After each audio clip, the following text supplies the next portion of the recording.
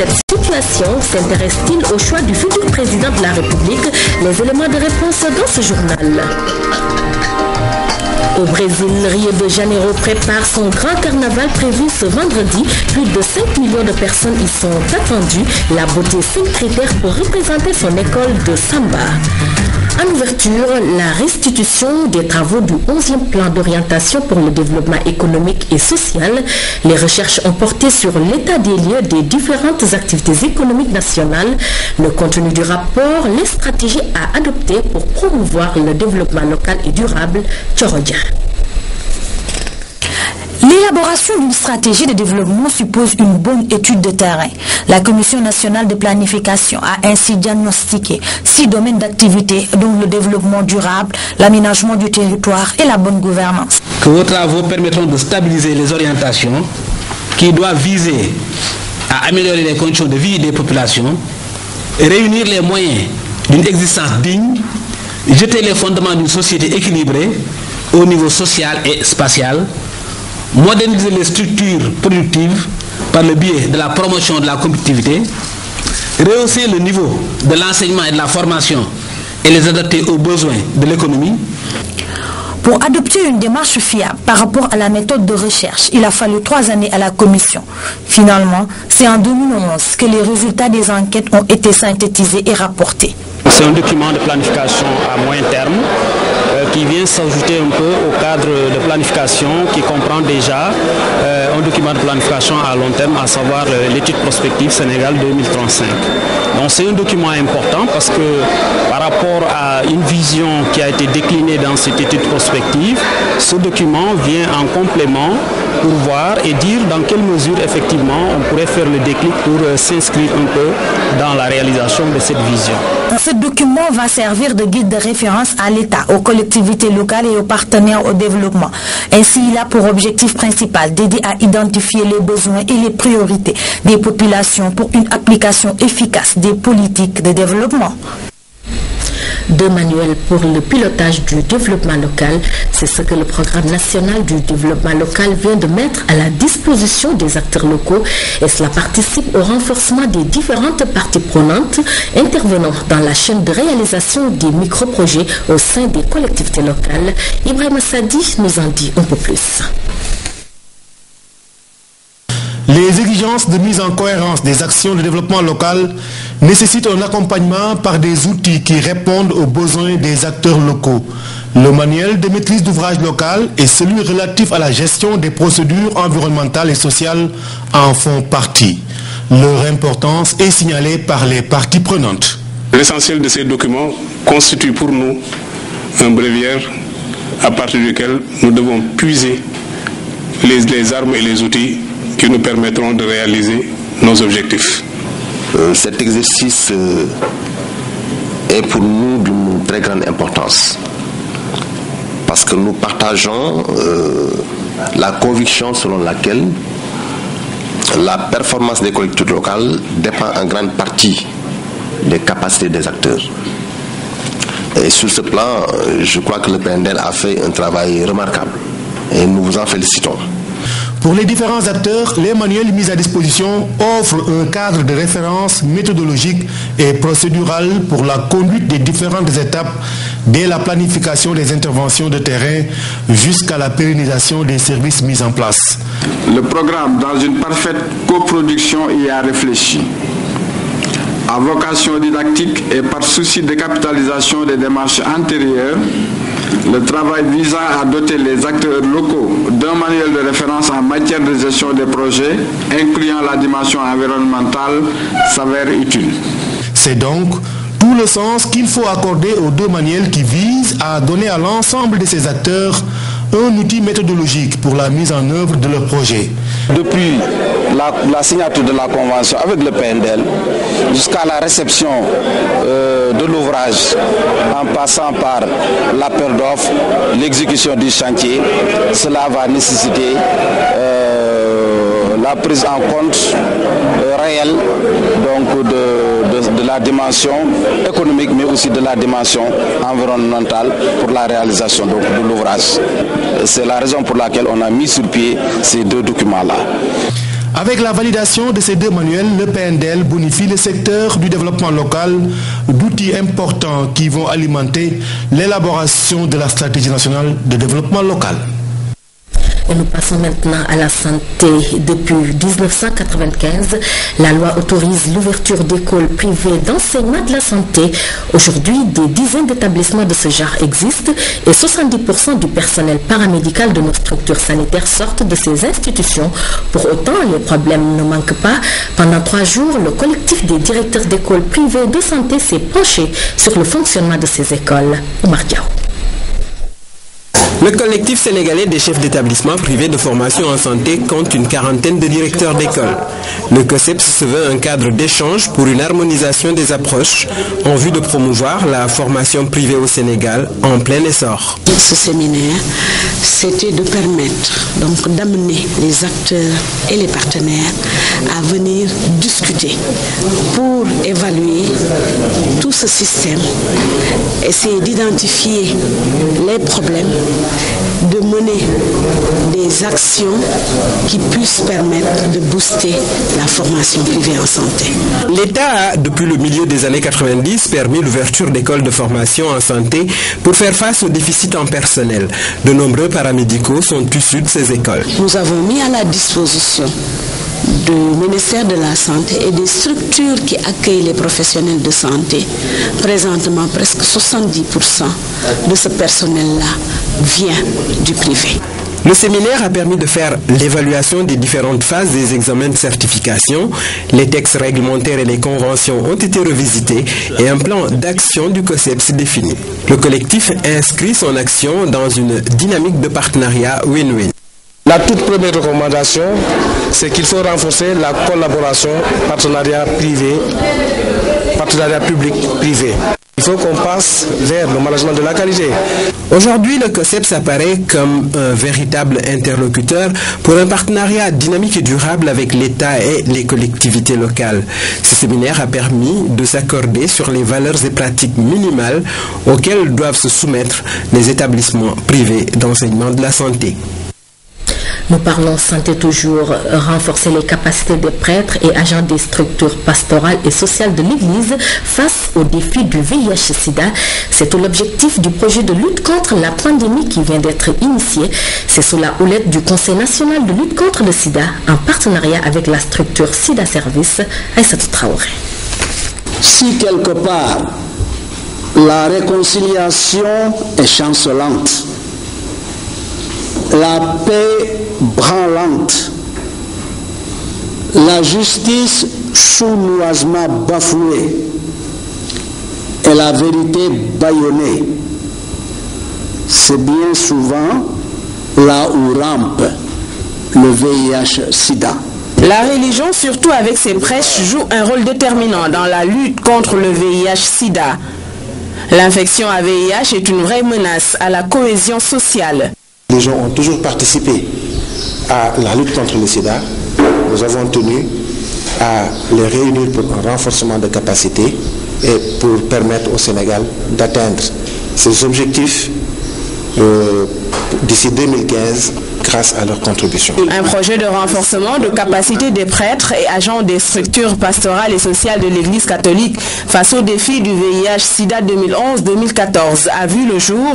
Son appropriation par ces acteurs engagés est un pas en avant dans la lutte. Nous avons démarré un travail avec les religieux et avec la première dame de plaidoyer. Et je pense qu'il faut se féliciter des résultats préliminaires, parce qu'il y a quelques jours, nous avons présenté les résultats de l'étude sur la PTME.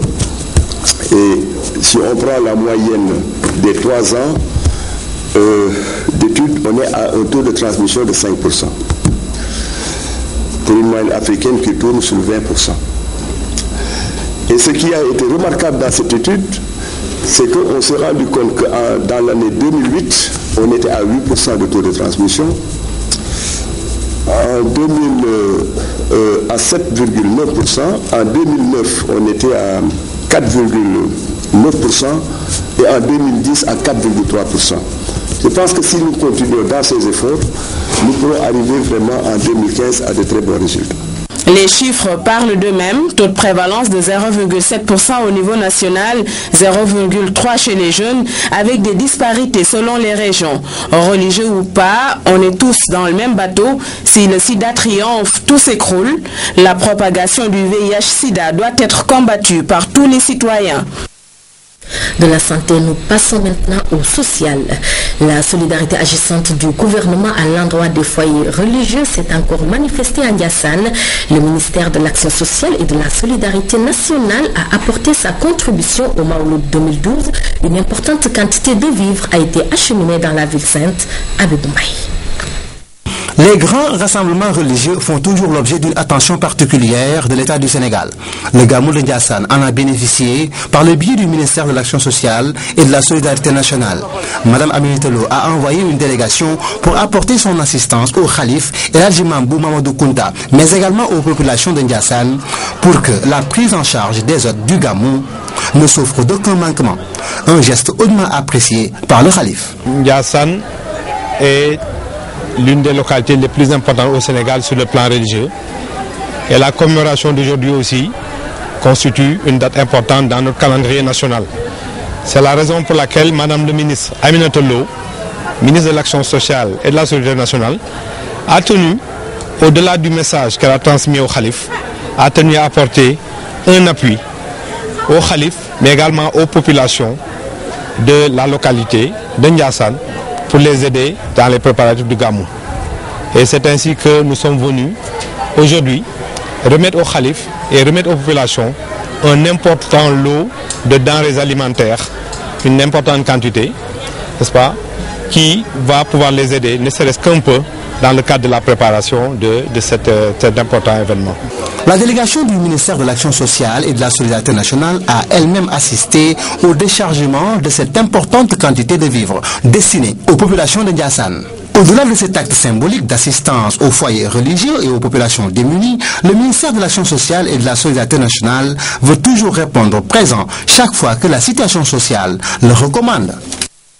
Abiboumaï, l'actualité au Sénégal, c'est aussi la campagne électorale qui bat son plein. Nous en sommes au 11e jour aujourd'hui. Alors, comment l'élection présidentielle est-elle vue par les élèves? Comment vivent-ils la campagne? S'intéressent-ils au choix du prochain président de la République? Élément de réponse dans ce reportage de Mortal Diop. École élémentaire Omar Ben Khattab dans la commune d'arrondissement de Fass Kolaban Gueltapé. Une classe de CM2 en plein cours. Il faut être âgé de 18 ans au moins. Il faut au minimum avoir 18 ans. C'est ça la première condition. La deuxième, c'est quoi? Ces visages innocents sont ceux de citoyens en devenir. Âgés entre 11 et 14 ans, ces élèves atteindront la majorité électorale en 2019, date de la prochaine présidentielle. Pour autant, celle qui se déroule présentement ne les laisse pas indifférents. Dis-moi, comment tu t'appelles d'abord? Je m'appelle Fatou Ndiaye. Il y a combien de candidats, Fatou? Il y a 14 candidats à la présidentielle 2012. Les élèves s'intéressent beaucoup à cette élection présidentielle de 2012. Chaque jour ou chaque fois, on voit les enfants, ils sont souvent munis de papiers de différents candidats à l'élection. Sur les conditions à remplir pour être candidat à la présidentielle ou être simple électeur, ces potaches sont imbattables. Ils ont déjà assimilé la leçon. Pour être candidat aux élections, il faut avoir 35 ans au moins, savoir lire et écrire, parler en français, être de nationalité sénégalaise, jouir de ses droits civils et politiques. Pour être électeur au Sénégal, il faut être de la nationalité sénégalaise, avoir 18 ans au moins, jouir de ses droits civiques et politiques, être écrit sur la liste électorale. Est-ce que toi, tu es aujourd'hui électeur? Non. Pourquoi? Parce que je n'ai pas de carte d'identité. Et je n'ai pas 18 ans. Sur le déroulement du scrutin, ils éprouvent quelques difficultés. Alors, dis-moi, il y a combien de tours à l'élection présidentielle au Sénégal? Tu ne sais pas? Non. Il y a combien de tours, toi? Je ne sais pas. Normal, ils ne participent pas au vote. Qu'à cela ne tienne, les aînés sont là pour les aider. Nous sommes ici au lycée Kennedy. Bon, l'élection présidentielle au Sénégal se fait en 2 tours. Un premier tour et un deuxième tour. Oui. Quand est-ce qu'un candidat est déclaré vainqueur au premier tour? Bon, je crois que c'est quand il a plus de 50% de pourcentage. Très bien. Maintenant, dis-nous, s'il y a un deuxième tour, il sera organisé quand? Bon, j'en suis pas trop sûr, mais je crois que c'est 2 jours après le premier tour, ou bien avoir 3 jours ou 4. Je sais pas, mais j'en suis pas sûr quand même. Réponse inexacte. Voyons une autre. Pour le deuxième tour, c'est le dimanche qui suit le dimanche du 26 février, s'il y aura lieu quand même. La bonne réponse, mademoiselle, se trouve dans l'article 33 de la Constitution de 2001 qui stipule si aucun candidat n'a obtenu la majorité requise, il est procédé au deuxième tour du scrutin le 3e dimanche qui suit la décision du Conseil constitutionnel. Aux urnes le 26 février 2012, mais dans la sérénité, recommandent les enfants. Nous disons non à la violence. Nous disons aussi que le Sénégal nous appartient. Il ne faut pas le gâter. Politique toujours, mais cette fois-ci sur l'international. Ce n'est pas une surprise, mais on l'attendait. Nicolas Sarkozy est officiellement candidat à la présidentielle en France. Je vous propose d'écouter cette déclaration de candidature il y a juste quelques instants. Oui, je suis candidat à l'élection présidentielle. Depuis quand avez-vous pris cette décision? Depuis plusieurs semaines. C'est une décision lourde de sens. C'était pas automatique. Et donc si j'ai décidé d'être candidat à l'élection présidentielle, c'est parce que j'ai des choses à dire aux Français, j'ai des propositions à leur faire, et que les changements que nous avons engagés, dans les 5 années qui viennent, il faut que les Français comprennent que la question essentielle qui est posée, c'est celle que si la France est forte, ils seront protégés. Sur l'international toujours, le vice-président chinois est en visite aux États-Unis. Sur place, Xi Jinping a rencontré le président Barack Obama. Une visite dans un contexte diplomatique tendu. Autre point de discorde, l'économie. Mais selon Pékin, les États-Unis et la Chine devraient chercher à obtenir plus d'équilibre au niveau du commerce. Face à la Maison-Blanche mardi, des dizaines de manifestants, des Tibétains et des membres de la minorité ouïghour, ils dénoncent les atteintes aux droits de l'homme en Chine et protestent contre la venue du vice-président chinois. Xi Jinping était à la Maison-Blanche au 2e jour de sa visite officielle aux États-Unis. Une visite dans un contexte diplomatique tendu à cause du veto chinois à l'ONU sur la Syrie. Autre pomme de discorde, l'économie. En 2011, le déficit commercial des États-Unis avec la Chine a battu un record. Mardi, le président Obama a choisi la fermeté. Nous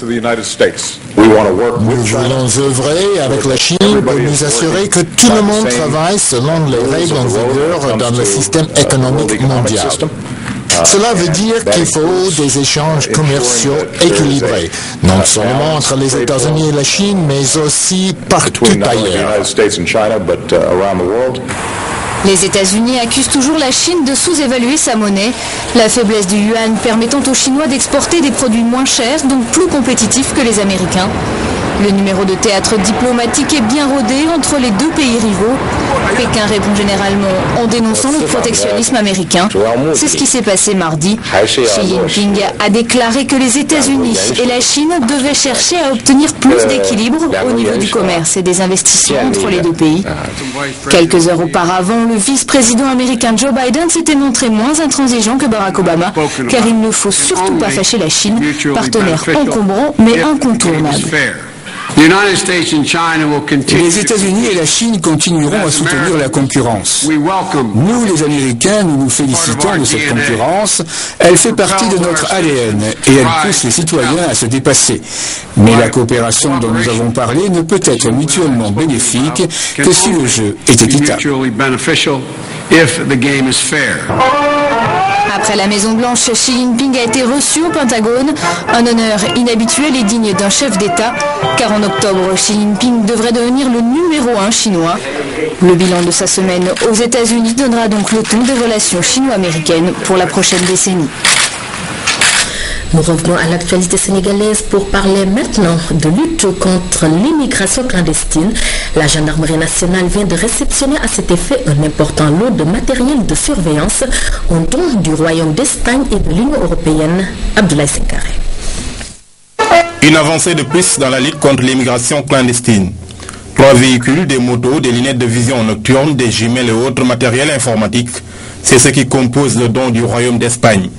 Des outils qui vont renforcer la lutte contre l'immigration clandestine dans laquelle les deux pays collaborent depuis 7 ans. L'Espagne est très reconnaissante au Sénégal pour cette collaboration qui a montré son efficacité dans ses résultats. Puisque aujourd'hui l'immigration par voie maritime depuis le Sénégal a disparu et aucun bateau de fortune n'a quitté les côtes sénégalaises. Le geste s'inscrit dans le cadre du projet Ouest Sahel qui intègre outre le Sénégal, le Mali, la Mauritanie et le Niger.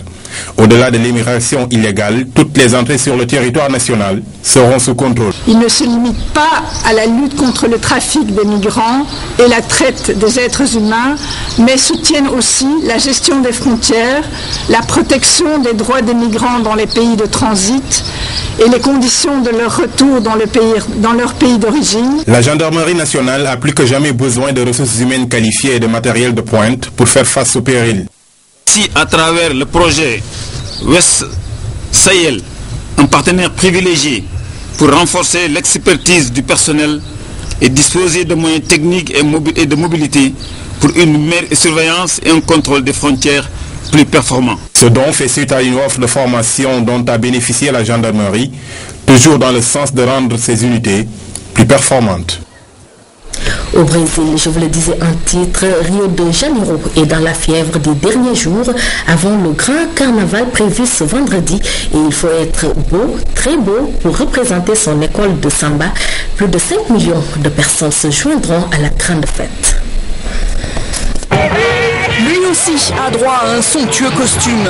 Comme tous les ans, les animaux défilent à Copacabana. Pas de doute, c'est tout le Brésil qui se prépare au carnaval. C'est super marrant pour les chiens. Ils sortent pour voir d'autres potes. Dans les ateliers, les heures semblent passer de plus en plus vite. C'est vendredi soir que débute le carnaval de Rio. Il faut être beau pour représenter dignement son école de samba. C'est angoissant jusqu'à la fin de la parade. C'est tellement de travail. Nous avons trop de détails et de choses à vérifier. Et quand vous croyez que tout est prêt, il y a encore une autre petite chose à réparer. Le week-end dernier, les écoles de samba ont pris possession du Sambodrome. Après 10 mois de travaux, il rouvre ses portes avec une capacité encore plus importante, 72 500 places. Dans le public, Oscar Niemeyer, son créateur, qui à 104 ans n'a pas hésité à faire le déplacement. Cette année, l'école championne en 2011 a choisi pour thème l'esclavage. Nous jouerons sur l'émotion. C'est l'élément clé pour notre école. Les émotions qui rappellent la souffrance du peuple noir dans son voyage de l'Afrique vers le Brésil. Mais il n'y a pas que le Sambodrome à Rio. L'esprit du carnaval souffle sur tous les quartiers avec de nombreuses parades spontanées. 5 millions de personnes se joindront à la fête jusqu'au mercredi décembre. Voilà, c'est la fin de ce journal maintenant. Merci de l'avoir suivi. Retrouvez juste après Maïmouna Ndir pour le journal de la campagne et aux environs de 23h30 à Bibombaï pour la dernière édition du soir. Merci de votre fidélité. Bonsoir.